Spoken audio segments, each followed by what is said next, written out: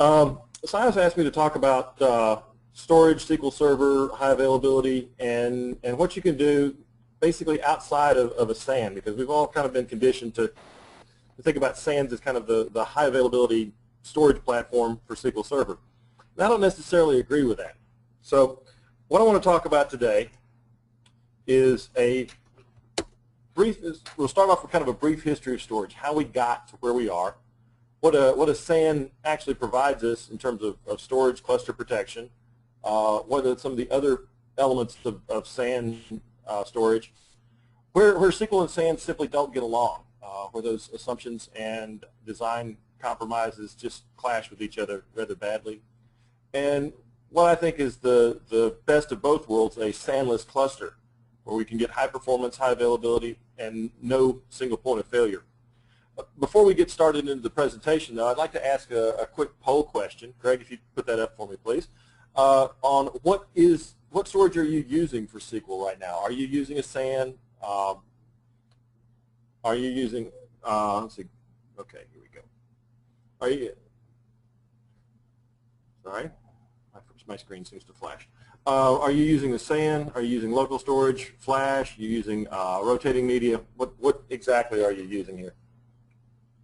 Wow, that's some pretty serious numbers right now. If you're looking at, I'm looking at the real-time results here. Almost all of you, 85, 90% approximately, are using SAN of some type. Only 1% is actually using local flash storage. That's surprising given the number of Tier 1 applications out there. Let's give this another, okay, give it another about 15 seconds or so. Give it a full minute for the poll, and I think we'll be good. Wow, so most folks are using a SAN environment. All right, Greg, let's just call that closed, and we'll put the slide back up. 88% SAN. That's serious. Good. Well, let's talk about how we got to where we are today. Storage really comes with two different characteristics. Either it's persistent or it's transient. It's either sequential or random. And storage is simply the data that data processing processes. Ever since we've had some type of computing device, it's had to be able to take input and record answers. We started off with things like punch cards and tape, paper, magnetic. These were examples of persistent sequential storage. Eventually we got to random storage, core storage, drum storage, disk storage, and now we have flash. Personally, from an aesthetic standpoint, I like core storage. If anybody's ever seen a picture of a core storage unit, it's almost a work of art. There's actually people have had segments taken out and framed. Anyway, a little side one there. And of course, our transient storage, we started off with physical relays, and now we have actual RAM. There we go. And I was on the wrong slide.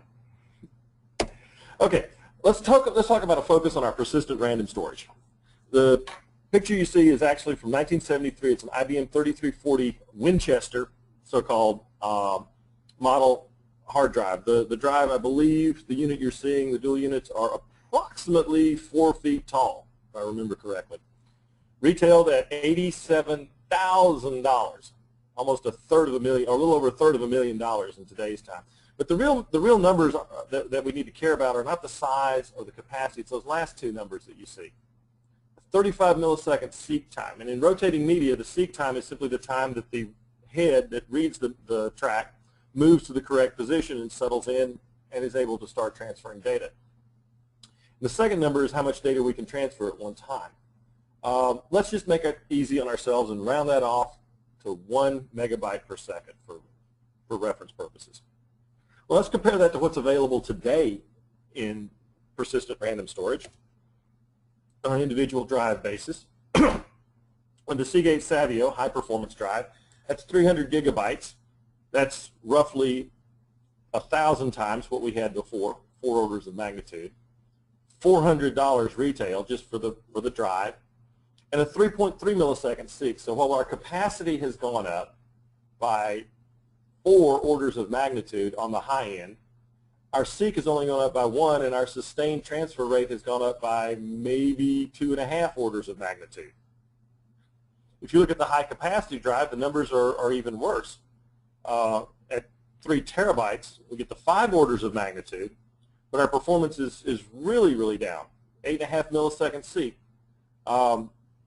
barely a quarter of what the original commercial drive had, and the sustained transfer rate's about the same as the other drive, still about an order of magnitude and a half. So we've got this massive imbalance in terms of how much data we can store in our persistent storage and how fast we can get it in and out. And that's only been getting worse as compute power and memory capacity has gone up roughly in accordance with the storage capacity. So we've got a big bottleneck there. One thing that makes this bottleneck worse is the fact that we're calling it random storage in the idea that I can access any particular cell, unit, block, or whatever you want to call the unit of storage on the device without regards to which device or which block was there before, which block I just read. But I really can't, because there's a big difference in performance. This is why I call this pseudo-random storage. The analogy I like to use on this is really a hotel elevator. You can think of the elevator itself as the disk head, whereas the tracks and the disk correspond to the various floors of the hotel. And then you have the rooms. You have to actually go out to the individual rooms. Rooms that are further away from the disk or from the elevator actually take a lot longer to get to. And what this ends up is actually a differential in the cost of our I/O operations. We have random and sequential operations that come up with an absolute difference in cost. The ratio has stayed remarkably consistent since the beginning of rotating media, and it's about a 5-to-1. So I can do 5 times the volume in a sequential I/O, and in terms of either number of I/O operations or the amount of data, either one, versus random I/O. And anybody that's ever used an elevator in a hotel understands all of this almost instinctively. There are times that the elevator itself gets full. There are times that, depending on what floor you're on, it's going to take a long time and how much traffic is between you and the other, how many people want to get off at different floors before you end up with the getting to go where you want to go. Even though you may be the first person in the elevator and you start off on the ground floor and want to go to the top, you don't necessarily get there. The elevator kind of optimizes things for you. Strangely enough, the disk does the exact same thing, totally internally. The other differential is, of course, reading versus writing. A read is a read. You just pull the block off the disk, and it's done. But when you write, you actually have to do a read plus a write plus a read to verify that it actually made it onto the disk correctly. Now, we've talked a lot about so far just about individual disks. When we start putting them together, this is where we start getting things like JBODs, just a box of disks. We get RAID arrays, and then we get up to the true SANs. And the SANs all share certain attributes. First of all, they're almost all disk-based. They were designed around disk bases. If anybody's ever tried to purchase solid-state media for SAN, you realize it is insanely expensive. And what you're really buying is not so much the solid-state disk. You're buying the software changes in the SAN to implement all of that, because the SANs are really designed to optimize and minimize those rotating media issues that we just discussed. Second, a SAN generally has a fairly large amount of cache, at least relatively compared to, say, just disk arrays. The biggest piece, though, is the abstractions. Everything in a SAN is abstracted. You don't ever see, unless you're the SAN administrator, what the underlying storage actually is. You just see a logical disk of arbitrary size. It may actually have real blocks underneath it. It may be thin provision. We'll discuss that in a moment. The whole purpose of these abstractions is to consolidate. Rather than having a physical disk of a particular size that I may only use 10% of, you actually consolidate all of those spare resources into a great big pool and allocate them as necessary, either as a manual expansion of a LUN or automatically by provisioning, by having a large LUN provisioned thinly and having the SAN actually create or apply the storage as it's necessary. And this is pretty common. One thing you can look at real quick is any of you with laptop computers or desktop computers, look at how much free space is on your boot drive. If it's anything over about 120 gig or so. I checked my mother's this weekend. She hasn't even cracked 50 gig, and she's got 300 plus. So instead of paying for a lot of extra storage scattered around, one of the ideas of the SAN was to consolidate all this. Now, performance, in theory, a SAN is going to perform better because of large stripe size, kind of like RAID on steroids.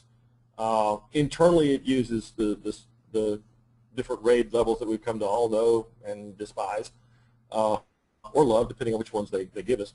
But it uses very large stripe and block sizes, almost like it's trying to read an entire cylinder or track at one time. Trying to minimize basically aggregate all the little bitty IOs into one big IO. Now, from a SQL and high availability perspective, the big thing we like about a SAN is it unlocks clustering. We can finally have a disk that is shared, or at least connected to multiple systems, and use that as our redundant and highly available repository, even though it is somewhat of a single point of failure in itself. But we can unlock clustering, and now we get away from the host failures and can rapidly and automatically use Windows Server failover clustering and SQL clustering to make sure we have a highly available and disaster resilient system. Now, I mentioned RAID very briefly, so I've got about 18 slides real quick that we're going to go over all the different RAID levels and what they mean and how they work, or not. Y'all have seen I'm sure y'all have seen all the different diagrams and pictures, even the funny water bottle cooler pictures. Google those. Go Google or Bing those if you haven't seen them, on what the different RAID levels mean. But all we really care about right now is the compromises that RAID provides for us. Do you want cheap? Do you want fast? Do you want fault tolerant? Pick any two of those, just like a software design project, and you can have that. And that's the level of detail that we really need to go into for RAID for this. As far as SANs themselves, there's really two major designs. There's kind of the monolithic SAN. This is where they mostly started. Single controller head, usually a redundant controller head, operating a failover mode. There's a lot of drives hanging off those controllers, but it's still one physical logical unit. If you want more capacity, you buy more drive trays, plug them in. At a certain point, there's an upper limit to how many of these things have. This is a very common design. The EMC-CX series uses this a lot. The other one is what I call a brick SAN. This is more like the compellent or left-hand SANs, where they take basically a commodity server and build bricks, use those as your bricks, where they have a controller and the disk in combination, or controller and a number of disks in combination, I should say. And then we RAID the units as well as the individual disks within them to provide the redundancy that you would see in a failover monolithic type SAN. From our perspective, these don't really show up a whole lot of difference. They all run under similar assumptions. They all operate with the same type of abstractions. The brick SANs tend to be a little heavier on the internal I/O because they're having to move data around between the units rather than internal to the unit. But for our intents and purposes, they're pretty much the same.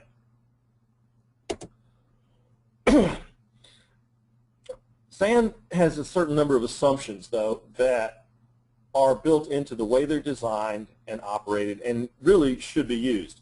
More importantly, SAN administrators are trained that this is the reality of storage. The first one is that all I/O operations are equal.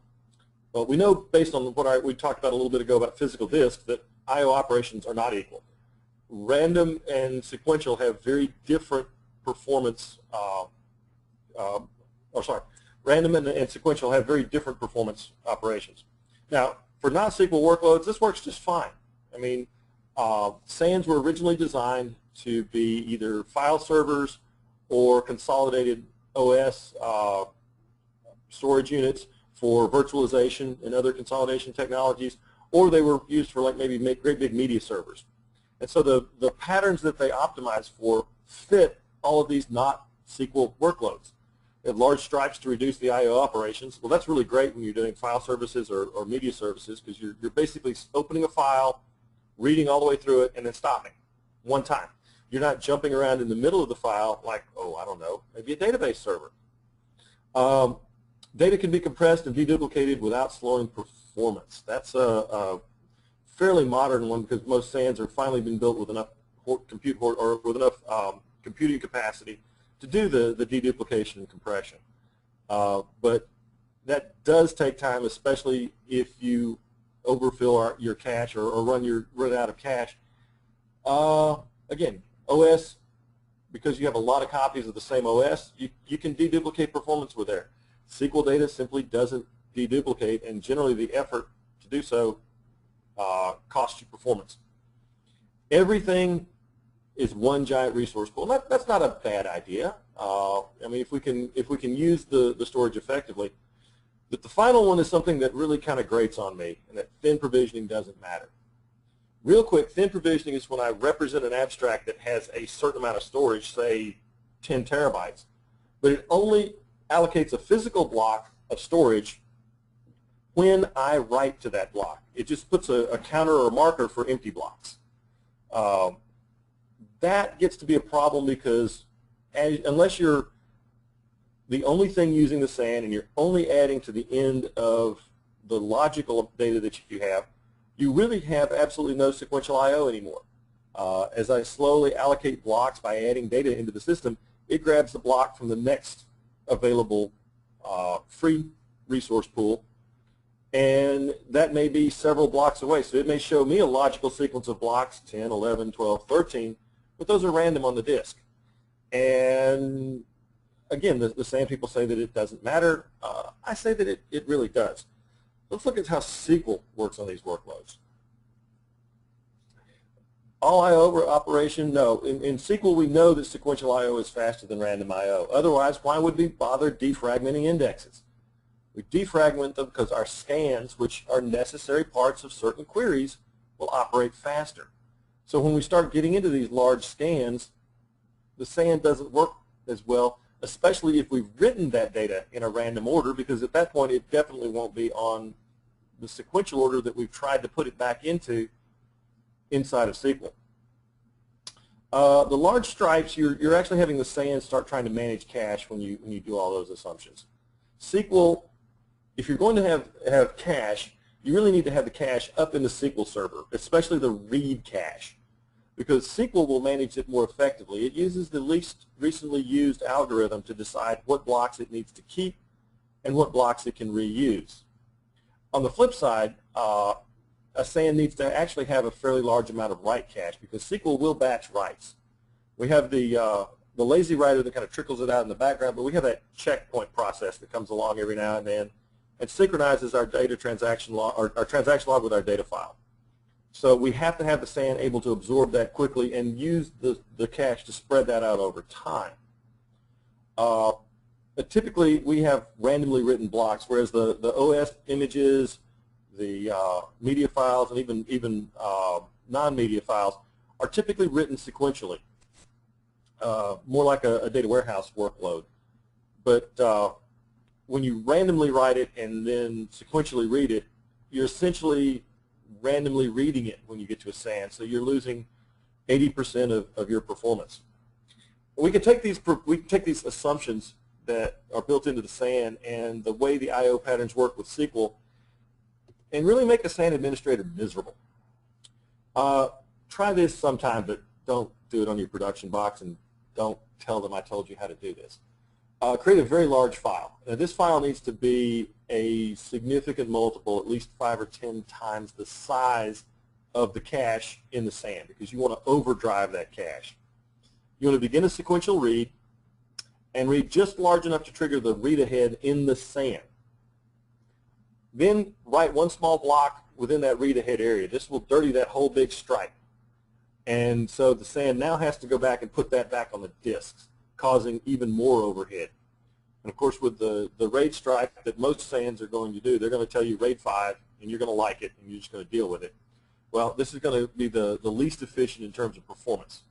And then skip ahead somewhere. go to the middle of the disk, middle of whatever LUN that they've assigned you, which hopefully will correspond to the middle of the disk, especially if you remember to take this large file and completely fill it with data. So you actually have physically allocated storage. It's not thin provisioned anymore. Read again, trigger your read ahead, write a block, and repeat this thing. You will thrash the SAN into oblivion. I had a friend of mine take a top-of-the-line SAN, I'm not going to mention the name, and specifically target based on the read-ahead triggers, cache sizes, and everything else, and eventually bring the whole thing to a grinding halt. This wouldn't be so bad, except this actually looks like a fairly typical, maybe extreme, SQL Server workload. So when you see things like that, the SANs don't get along with SQL Server, largely because we have different goals. The SAN goals are designed to consolidate storage and lower the price per megabyte, gigabyte, terabyte, or whatever of storage capacity. But as we saw at the very beginning, storage capacity is the metric that we have the most of, the resource that we have the most of. What we really need is I/O capacity, the ability to load data in and retrieve it quickly as possible. So SANs have issues with predictability because the resource pool is allocated on a demand basis underneath, and the resource, again, that we're tuning for is I/O capacity. It grants that to whoever demands it the loudest. The abstractions take away our sequential I/O advantage that SQL spends a fair amount of time tuning. We give away a lot of overhead for large stripes, especially when we're doing small transactional reads and writes. There's another piece in here, work queue aggregation. This is something that I actually have seen in a production environment before. It's called in to troubleshoot a cluster crash. And they couldn't see anything wrong with the cluster itself, and to be fair, there wasn't anything wrong with the cluster. What had happened was the enterprise in question, and this was a very large enterprise, had a very large SAN, and the standard was to take all 15 drives in a tray and make one single RAID set out of it. And then they sliced that into 100 gigabyte LUNs and handed those out and thought that was just as ideal as they could be and they were going to be super efficient. Well, what happened is they stitched about, I think, between 12 and 15 of those LUNs together to create a large enough file for, or large enough logical storage unit to create a large database file for a data warehouse. And when this ran the ETL process, every one of those individual LUNs had its own work queue. Remember we talked earlier about the elevator and how the elevator is going to basically hit each floor in order. Well, disks do the same thing. And it's the work queue that allows that. It remembers what floors are requests or what buttons are pushed, what blocks are needed. But each of these LUNs had an individual one, but we all know those are simply abstracted representations. There's actually one great big physical work queue inside. And because each of these could contribute a certain amount, that work queue had a very large aggregation. The total amount of work to do was tremendous. And as we've seen in Data Warehouse, when you get an ETL system cranking really, really well, you can load a lot of data very, very quickly. And what happened was the single little request for the cluster disk to go, hey, are you alive, got lost down in that work queue. It didn't really get lost. It just got behind a very long line. And the line was so long and the queue length was so bad that it actually timed out the cluster disk. And if the cluster disk doesn't respond in a certain amount of time, it thinks it's offline, crashing the cluster, forcing a failover. So the work queue aggregation is something, especially when you have thinly sliced SANs, that you absolutely have to work for or watch for. The scary part is, unless you're the SAN administrator, you're not going to have visibility into that very much. And then what I described on the previous slide was kind of an example of resonance. We're triggering read ahead and the optimization to go in one direction, and then we're pulling in the other one immediately. And we keep that up back and forth, back and forth. Ultimately, it ends up thrashing the SAN, and all it's doing is loading cache that you never use and then throwing it away. So ultimately, this is largely the fault of SAN administrators. They're trained to get the most out of these very expensive devices, And by their standards, they're doing a great job because they're being very efficient in storage use. But as database professionals, our job is to deliver predictable performance to our end users. They have to know that when they hit the button on the web app, the back end is going to respond within a guaranteed time frame to meet our service level agreements. So how do we make this work? Well, basically, don't use a SAN. Be your own storage administrator. Control your abstractions. Bring them all up to one layer where you can see the resources in comparison with each other.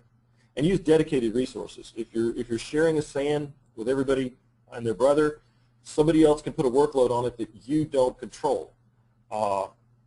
Also, shape your storage for your workload. Pick your RAID property, or pick your RAID type carefully based on random versus sequential I/O. Try to reduce the RAID overhead. We always want the fast. They always want the cheap. And again, it's usually the person that's actually controlling the storage that gets to make the choices there. Finally, properly tune your cache. Put the read cache in SQL, put the write cache either in a SAN or whatever storage device that you choose. One of my personal favorites as a way to build this is using a Sandless cluster. One of the problems with local storage is I don't have a high availability or disaster resilient story with it. But if we use DataKeeper Cluster Edition, it helps you build a SAN without having, helps you build a cluster without a SAN. It uses block replication, and it represents the resulting storage piece as a clustered storage resource. Just like the SAN shows up in your cluster, you can build any clustered workload on top of it without having to actually have a SAN or deal with the SAN administrator. It's really the best of both worlds. You get to tune your workload. You can use tiered storage in this. You can combine rotating and flash so that you have fast storage for the really, really critical current data, and maybe rotating for some archive or image storage. SQL read cache, but you put all that up in the system. There's really no shared resources. You control it because the storage that you're using is inside your SQL server, using the network to communicate and synchronize everything. You can still abstract it, but it's fairly minimal. It's enough abstraction to be useful, but it's not enough to hide the resource consumption, and that's where I find problems with abstraction. By the time you get to see storage, it's so abstracted that the metrics that you're using to try and measure are pretty meaningless. And of course, it's highly available and disaster resilient. Easy to use. Set up and maintain it very simply. Uses an MMC snap-in to control it. Completely integrated with the Windows Server failover clustering. You can even do this in Azure and Amazon. You overcome a lot of the limitations of always-on availability groups, including the requirement of Enterprise Edition. You can actually do this with Standard Edition if all you need is 2 clustered nodes. And you can use this with a combination hybrid mode where you have one system on-premise and one system up in either Azure or Amazon. And so you can use that to migrate your cloud or migrate into public cloud without having to take large downtimes or rebuild systems from scratch. We can even go multi-site with this. There's no restriction that these have to be together in the same location. The only catch with that is if you're going to do multi-site with Standard Edition, you have to stretch your network subnet across there. So anyway, I hope this has been helpful to you guys, you people, folks, about a little bit about where we came from with storage and SANs and why SANs maybe aren't the best answer in terms of storage for SQL Server. Greg, I think I skipped over the second poll question here. Let's go ahead and ask that one right now.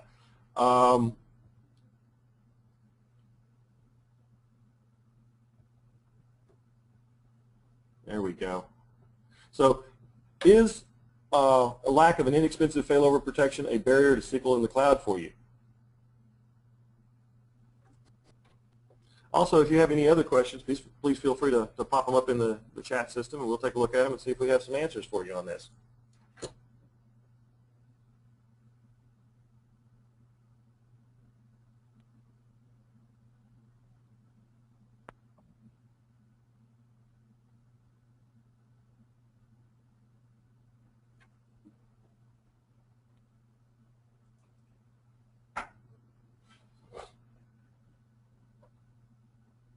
Okay, I'm wondering how many of the no votes are because it's not a barrier or because you're just not planning to go to the cloud yet. But it's about 30. Okay, okay, Greg, I think we can, well, let's keep it going because we haven't had a lot of votes yet. Okay, there we go. It's running about 2 to 1 no at this point. But again, I think a lot, I would suspect a lot of that is because people just do not have a, we got to migrate to the cloud strategy yet. We'll talk about that maybe in a future discussion.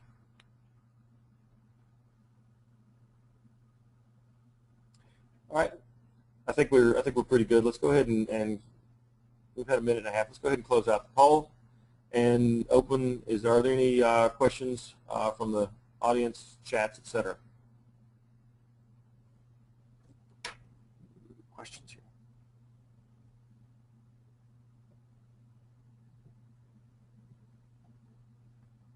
Oh, can I elaborate on my comments about standard edition and high availability? When the last feature reorg happened with Microsoft SQL Server, clustering was added to the standard edition SKU, but it was limited to 1 subnet and 2 nodes. So you can still use standard edition SQL. You'll have to use, and now with Windows Server 2012, there is no enterprise edition of Windows. You would use standard edition Windows, which enables clustering, standard edition SQL Server, which also enables clustering, and DataKeeper Cluster Edition, which would be your storage replication and abstraction piece. Hopefully that's that covers what you need. It seriously works. Let's see a question here. When you test your SAN, are you using SQL I/O? That's one of the tests I use. I'll sometimes use SQL I/O. Sometimes I'll drop back to going and using Iometer or Iometer, or however you want to pronounce that particular toy. I like that one a little bit more because I have a lot more control over it. Now, here's a tip when you're going to test your SAN or any storage for performance. Do not rely on the metrics out of the performance tool. Use the metrics from Performance Monitor built into Windows. And the reason that you want to use those particular metrics are because that's what you're going to have available to you during the database system operation. So that way you're not worrying if there's any kind of regression to the mean with aggregated numbers or anything. You're going to be getting absolute an absolute parity because you're using the exact same tool to measure before and after. I've seen folks trying to use some of those metrics coming out of the tools versus metrics in Performance Monitor, and they don't get good comparisons. This way, your before and after look exactly the same. SIOS software solutions fully compatible with VMware. David, you want to go ahead and take that one for me real quick? I'm pretty sure I know the answer, but I want bring in David Birmingham from SIOS. He's their technical expert. He's a clustering MVP, and he's actually a little better at the guts of this stuff than I am. David. Yeah, thanks, Jeff. Yeah, absolutely. The solution Jeff was talking about, DataKeeper Cluster Edition, runs on Windows operating system. So regardless of the hypervisor platform or cloud platform, the software is going to run inside the virtual machine to allow you to build the Sandless cluster that Jeff was describing. Mm-hmm. Yeah. You would be clustering at this point as the 2 guest machines, not necessarily at the host VMware ESX layer. Now, the one thing I would recommend is if you do build a guest cluster, you need to do something called anti-affinitizing those 2 guests. The 2 guest machines should not land on the same host at the same time. And if you set anti-affinity for that, it will attempt, as long as you have enough resources to put them somewhere, to try and keep them from failing over onto the same host at the same time.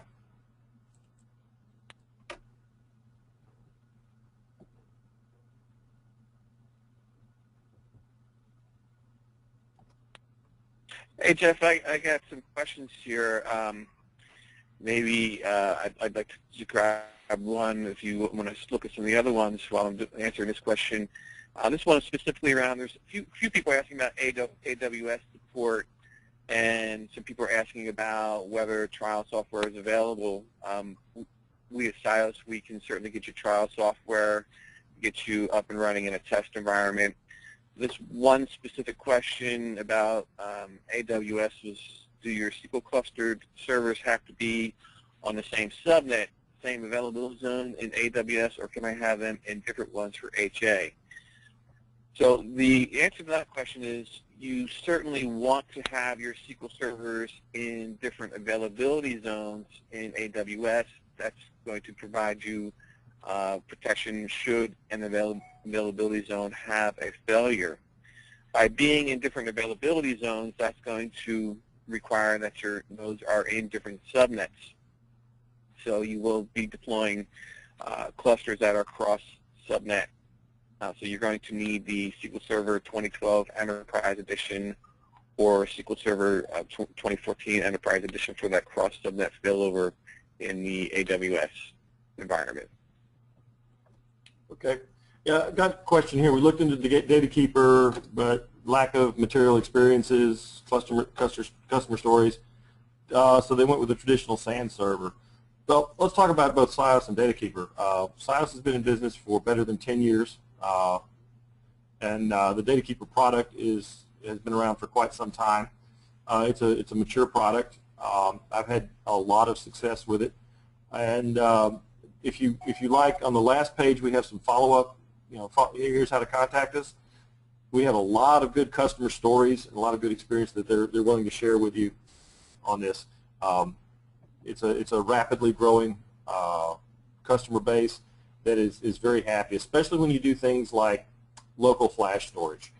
One of the things that we've seen a lot of people use in SQL Server in the last year or two has been things like Fusion I/O cards and solid-state storage that's not just disks, but is actually PCI-based storage. And that's a great performance boost for SQL Server, but it comes with a cost of there's no high availability storage because it's back to local storage. When you combine DataKeeper with local flash storage, it's really a multiplier effect. You get the benefit of storage of flash-based storage, either standard SSDs or with the PCI-based storage, with the high availability of a traditional cluster. And we actually ran some metrics on this, and it's about a 10% overhead. When you compare that to the always-on availability group's solution, which is about an 80% overhead. So really, if you're going to go with local flash solid-state storage, then giving away 80% of that performance just to get high availability, you're kind of back where you were with the SAN to begin with. But with SIOS and high-performance local flash storage, you get the best of everything in there. And we've had some customers that I was really concerned that we were going to be able to keep up, even with throwing 20 or 30 or 40 drives underneath their particular solution.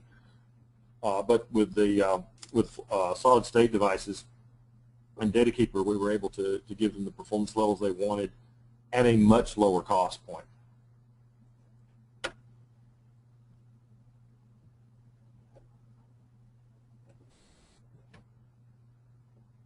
All right, let's see. Do we have any? I think that. All right, I think we've kind of covered all of the questions out there. David, do you see any that we've missed?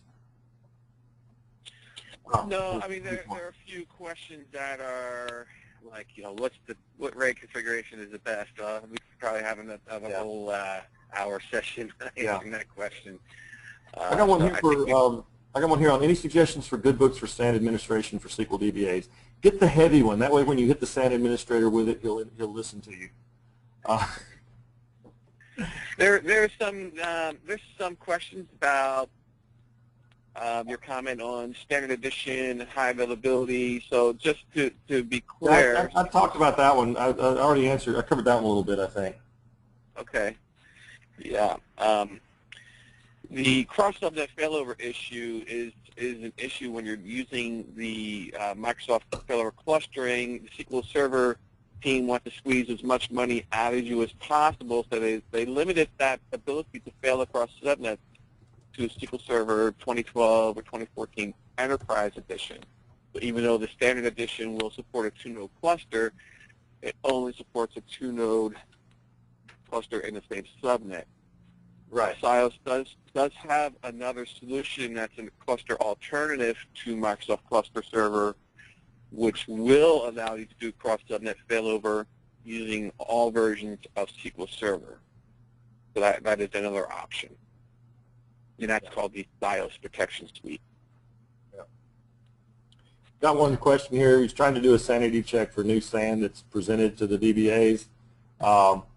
And what I would do is establish a baseline on performance.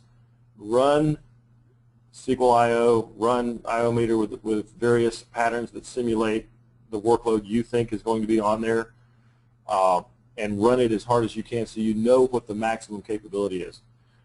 When you're measuring memory usage, you know how much memory is in the box. When you know CPU, there's a handy scale of 0 to 100.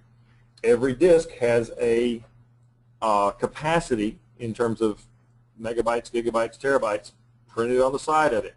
The one thing they don't tell you is how many I/O cycles it supports.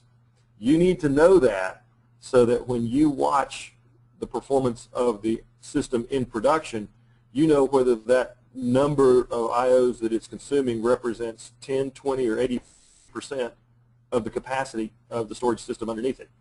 Because if it represents 10% or 20%, you're going to be happy. If it's representing 80%, then you need to be talking about how you can increase that capacity. I've always said that if I tell my boss that you need a new server next week, I look like an idiot. If I tell him you need a new one next year, I look like a genius.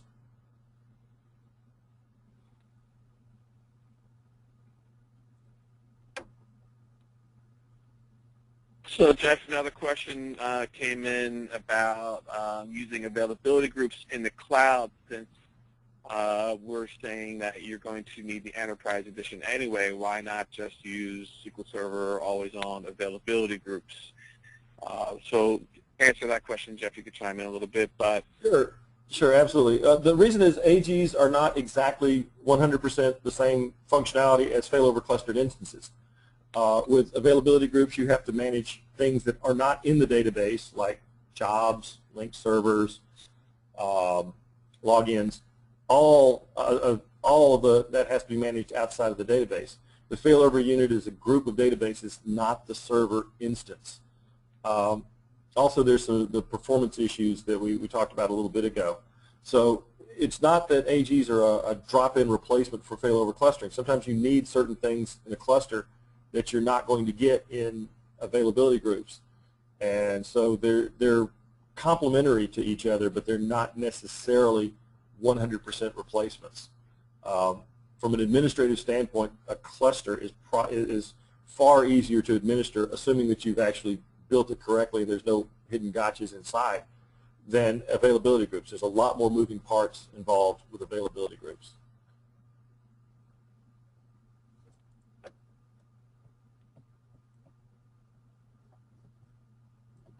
Demo, let's see